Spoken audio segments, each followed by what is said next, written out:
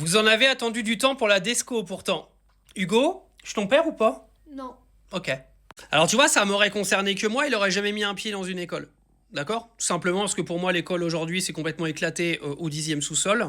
Qu'en gros, on t'apprend à devenir comme 99% des gens de la planète et qu'en plus, ce n'est absolument plus un lieu où l'enfant se sent bien, c'est un lieu où l'enfant y va avec des craintes. Donc ça aurait été que moi, il aurait jamais été à l'école, il se serait fait des potes au sport et il aurait fait l'école en ligne depuis tout petit. Mais je ne suis ni son père ni sa mère, donc ce n'était pas à moi de prendre les décisions, sachant que ses parents bossaient également et qu'ils ne pouvaient pas non plus l'avoir à la maison toute la journée. Alors lui, là, à l'école, il n'y est plus, il fait l'école en ligne, il fait du e-commerce, il apprend à faire de l'argent dès 12 ans. Et comme on dit, vaut mieux tard que jamais. Mais je suis sûr que je viens encore une fois de me prendre une leçon de morale par quelqu'un qui n'a absolument rien fait de sa vie, comme d'habitude.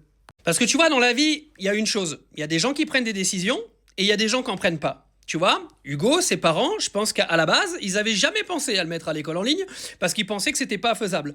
Mais je suis arrivé et je leur ai fait comprendre que c'était faisable et que pour son bien-être, c'était beaucoup plus intéressant. Et surtout pour qu'il se construise également un avenir beaucoup plus brillant que ce que lui propose ce magnifique système. Et tu vois, ses parents, ils se sont ouverts la tête, ils ont essayé de comprendre et ils ont pris des décisions. C'est la différence entre les gens qui prennent des décisions et ceux qui en prennent pas dans la vie.